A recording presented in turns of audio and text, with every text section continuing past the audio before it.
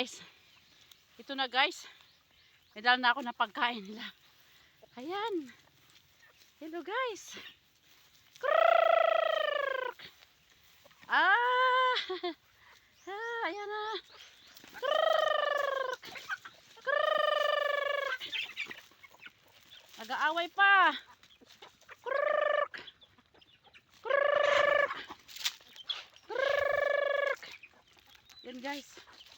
Kumakain sila guys oh.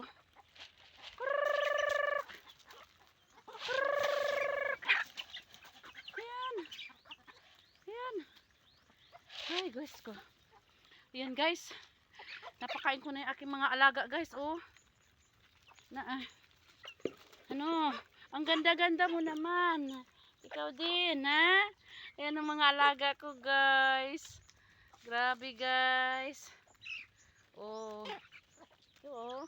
Mga maamo sila guys. Nagpapahawak yan. Ayan oh. Ang galing. Mga ano to guys. Ang tawag nito.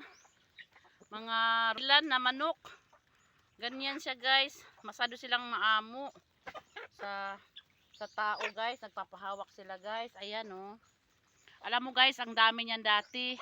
100 plus. Tapos nung nagbagyong udit, 6 na lang natira. Ayan. Ngayon dumami na naman sila uli. Kasi pag nag-iitlog sila. Ayan guys, maraming lalaki guys oh. Daming mga lalaki ng manok guys. Ayan sila guys. Pati yung pabo ko guys. 1 piraso na lang natitira. Ayan, pabagal-bagal kayo. Ayun pa guys oh. Marami din doon. Ayan oh. Ayan guys, kaya lang iba guys, mga matatapang. Ito, mga in-incubate ko lang yan sila sa ilaw na ano, na bumbilya guys. Ako lang incubate. Lalagay ko sa timba. Lalagyan ko ng ano ng palay, yung darak ng palay guys. Ilalagay ko yung, kunwari, kasi hindi naman sila naglilimlim. Ilalagay ko sa darak ng palay, tapos ilawan ko, tapos binabali-baliktad ko lang. Ito yun guys, ayan. Ang lalaki na nila. Mga sisiw pala sila guys. Ayan o. Mga sisiw. Ganyan sila guys kasi talagang mahilig ako sa mga ano guys, mga hayop. Magmula sa pusa. Ganyan. Oh, nag-aaway-away pa. Oh, Diyos ko. Ganyan talaga ang buhay natin guys. Diskarte lang tayo. Hirap talaga guys. Isipin mo naman. Bagyuhin ka ba naman na walang itira kahit plato? Ay naku guys. Ganyan lang si Inday Beauty guys. Ganyan lang buhay niya guys. Oh, talagang nagpapatayan pang tatapang ng mga lalaki. Kawawa yung iba. Yan guys oh. Ganyan sila guys. Yan. Yun lang guys. Gandito na lang tayo guys.